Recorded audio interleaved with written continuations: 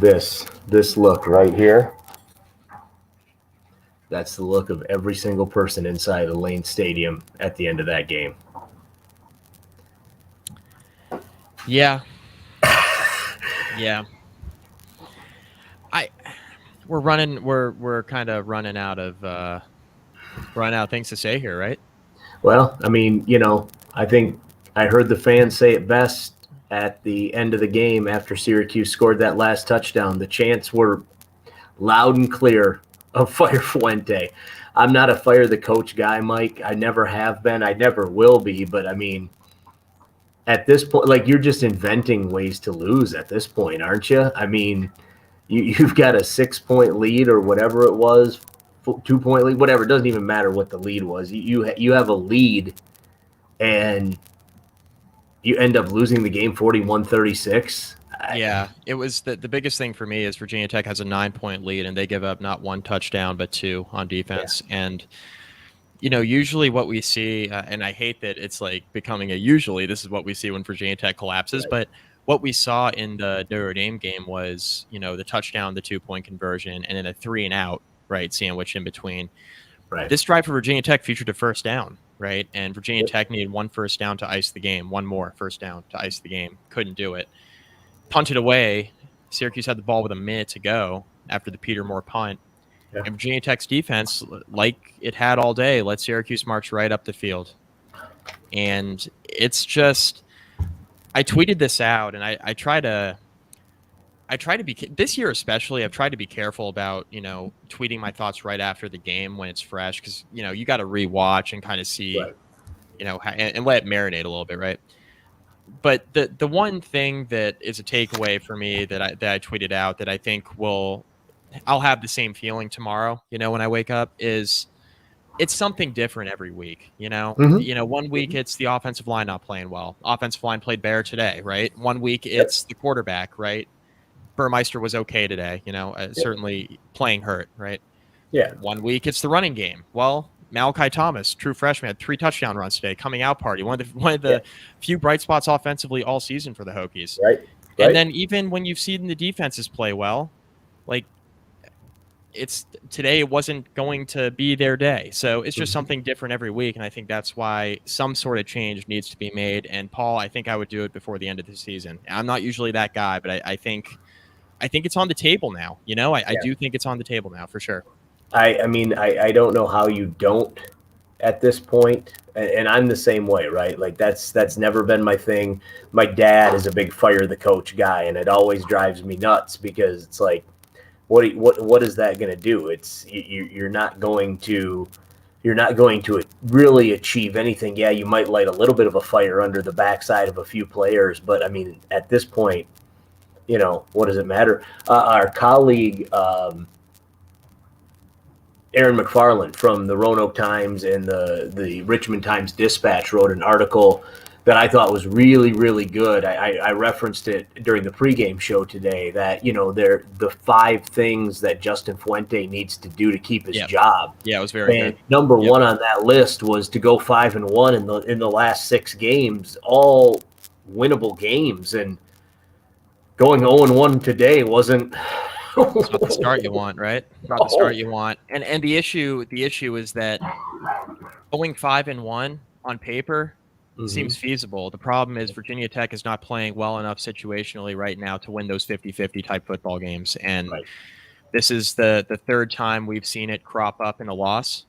But we've certainly seen the situational football plague Virginia Tech in wins as well, right? I mean, we saw it in that uninspiring offensive effort against Richmond in late September. So, situational football has cost Virginia Tech 3 football games this year. 2 of them were at home, and Virginia Tech's now lost 3 straight home games. And the one that, the one that was kind of sandwiched in between these 2 heartbreakers was a blowout last Saturday. Right. Virginia Tech was never competitive. Right. So it's tough. I mean, it's a tough look for the coaching staff that, certainly the players were still playing hard today and there's no quit in the players, but I really do wonder if you're a player, it's like, man, everything's against us. Like, how do we get a win? Because I thought Virginia Tech offensively today was much better, being able to establish a running game. Yeah.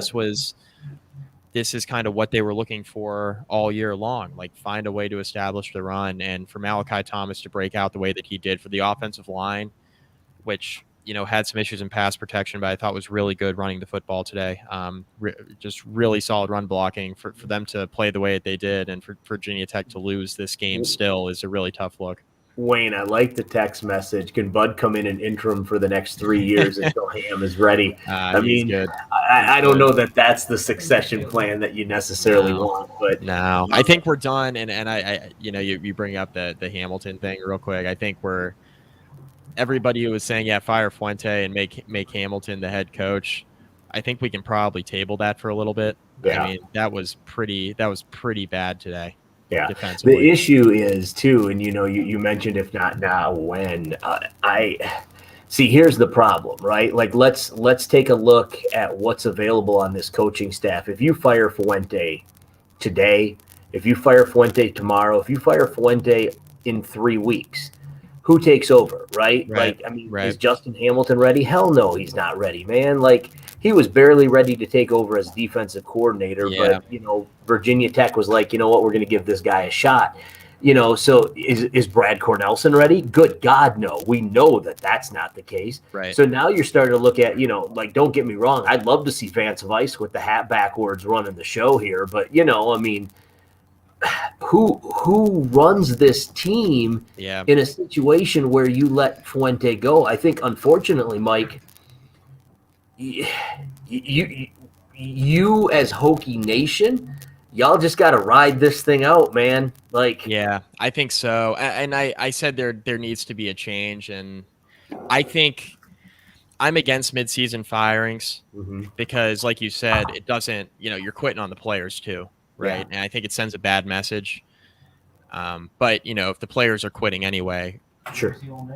I mean, how big of a difference does it ultimately make? I'm with you. I think that the writing is certainly on the wall, right? You're not going to come back from this.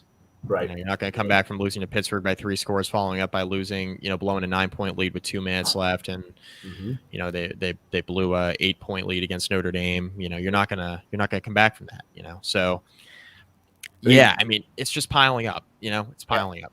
Yeah, it is. You got to give credit where credit is due, though, right? Like Syracuse, Garrett Schrader threw for 236 yards and 2 touchdowns. Best passing game of the year. Yeah, I was going to say, I don't think he's thrown for 236 yards in 2 games combined this season. So for him to come out and do that, they did rush for 329 yards. I mean, Schrader accounted for, I'm not good at math, 400 yards, 236 and 177. Yeah, that's about 400 yards. I mean, we said in the pregame show you can't let Sean Tucker beat you. Well, I don't know that Sean Tucker beat him, but Garrett Schrader, 400 yards plus and 5 touchdowns. Virginia Tech's front 6 in that 4-2-5 I thought got exposed today. Yeah. And, that was a question coming in, right? Was Virginia Tech's front, not only the defensive line, but the linebackers as well, were they going to be able to stop this rushing attack for 4 quarters? Right. The answer was no. I mean, everybody piles on the offense, right, all year. Rightfully so. Offense has not been very good. This was the defense's problem today. You can't give up almost 600 yards to Syracuse. Can't do it. Yeah. No, I agree. And, you mentioned earlier, Mike, too, the defense didn't play terrible. Braxton Burmeister was 10 of 20. That's 50%, 177 and a touchdown. I don't know, like, if you're looking for more than that out of Braxton Burmeister, you're definitely looking in the wrong place. I mean, that's a good game for him. Malachi Thomas, as you mentioned, has the breakout performance, $153 on the ground, 3 touchdowns. Raheem Blackshear rushes for 78 yards. Brax goes for 42 on the ground. So, I mean, the Hokies had 300 yards of offense on the ground. I have to imagine, and I'm just spitballing here, if you go back through the history of college football, especially modern day college football, since, say, 1990 and beyond, I think you're going to be hard pressed to find games where a team rushes for 300 yards and loses a game. Yeah. And this was the first time Virginia Tech's offense as a whole went over 400 yards this year.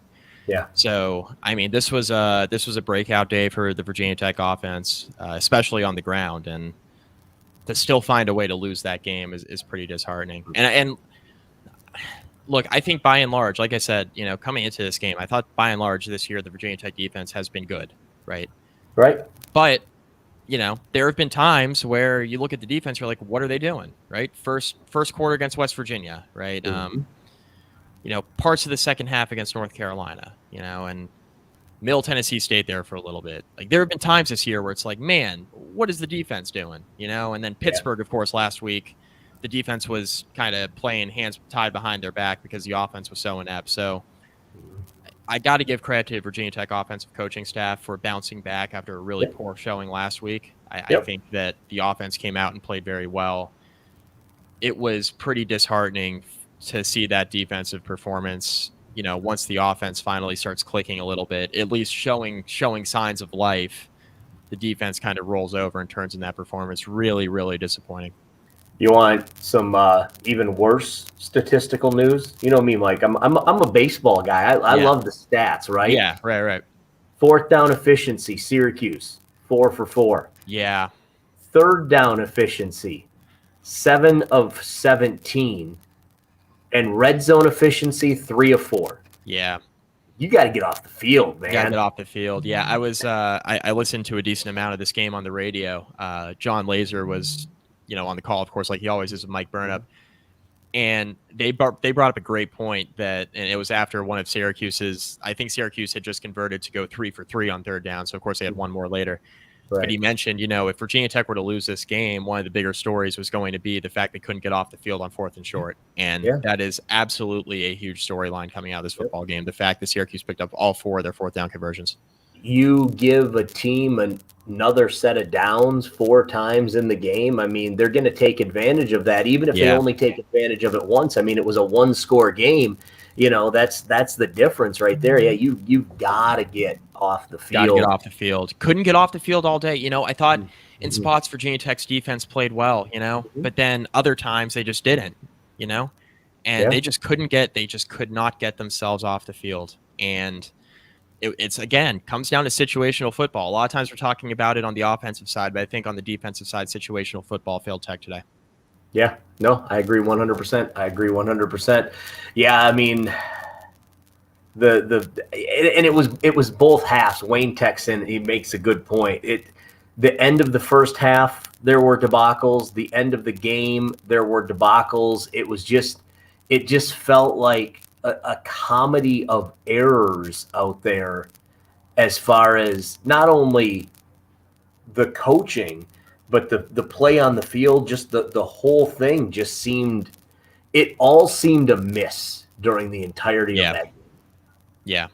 I mean, pretty stunning that the defense turned in that performance. Yeah. It was stunning. I mean, there's no other way to put it. It was stunning. So now the Hokies start going out on the road. They play 4 of their next 5 on the road, including games against Miami, Boston College, Georgia Tech, and UVA. They do have Duke here at home.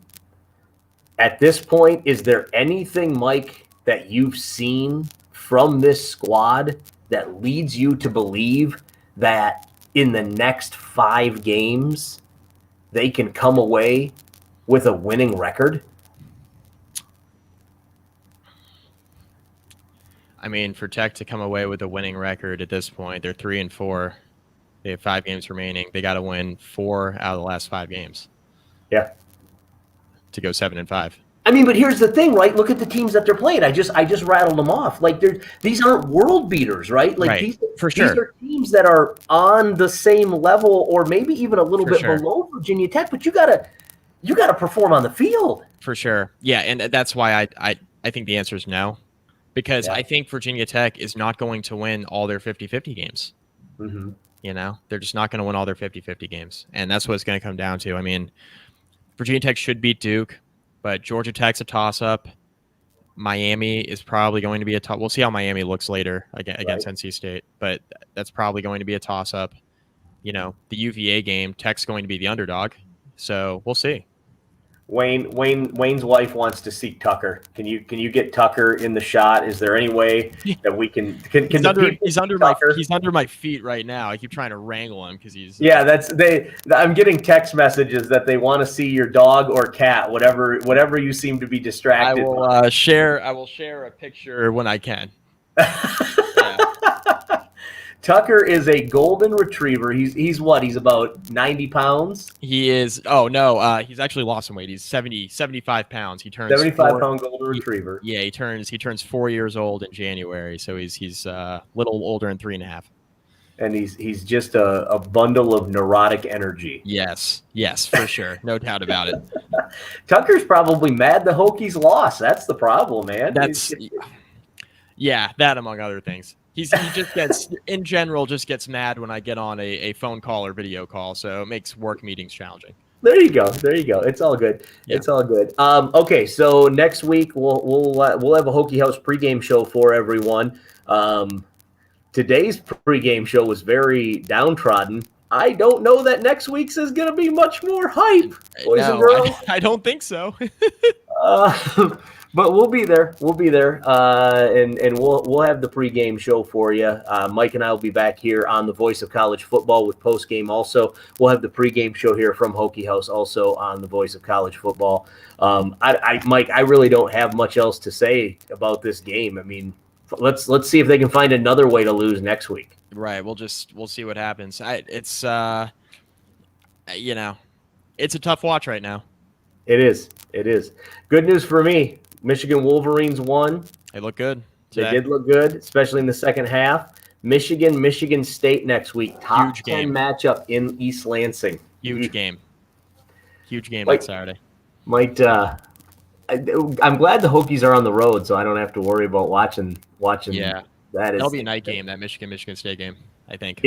I doubt it. It's going to end up being because it's going to be on the Big Ten Network. They're going to make it a big noon game. It's either that or the Penn State Ohio State game. But Penn State just lost to Illinois in 7 overtimes, 4th overtime or something like that. 7 OTs. And it was, I think it was 18-16 was the final score. I believe so. Had to go for 2, starting in 3rd overtime, and neither team could convert. It was one of the ugliest games I've ever watched. We know all about that here at Lane Stadium. We saw that a couple of years ago with North Carolina. That was that 6 overtime game. But at least it was high scoring. Yeah, it was high scoring. Yeah, that Illinois Penn State game was a rock fight. That was what that was. Yes. Yeah. To put it nicely, no doubt about it. Let me ask you this before we wrap this up. You see a lot of points by the offense. Defense gave up a lot of points. If you look at this game from a standpoint of not a Hokie or not an Orange, just a college football fan, were you at least entertained by today's game? Absolutely. Yeah, absolutely. I think you got more than what you thought you were going to get out of Virginia Tech Syracuse game, for sure. Yeah, I think so. Yeah. If you could find the game on television, that was an issue for everybody. Well, that's because they put it on, what is it, RSN or whatever. I didn't even know. Regional sports networks. So, My 20 or Mid-Atlantic Sports Network or wherever you find it. Yeah. Get yourself YouTube TV. I think they have it on there. I don't know. Did not.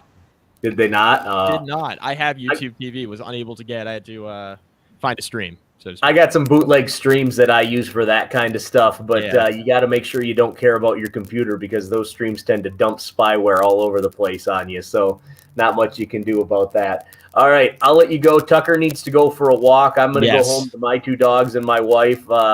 You have a great night, and I don't know, have a drink or 2 to try to watch. Gonna have to. I don't know how else we recoup from just watching that. Another loss inside Lane Stadium. Oof, rough. All right, Mike McDaniel, I'm Paul Van Wagner. Thanks for tuning in to the Voice of College Football, the Hokie postgame show. Again, we'll be back next week with the pregame show from Hokie House. Mike and I will have the postgame show for you, probably from our respective living rooms. Is this the garage? Is this what I'm seeing? It is. It is. Okay. Yep, it is the garage. Yeah. How did Tucker end up in the garage? That's what I want to know. Kate's failing as a dog mom.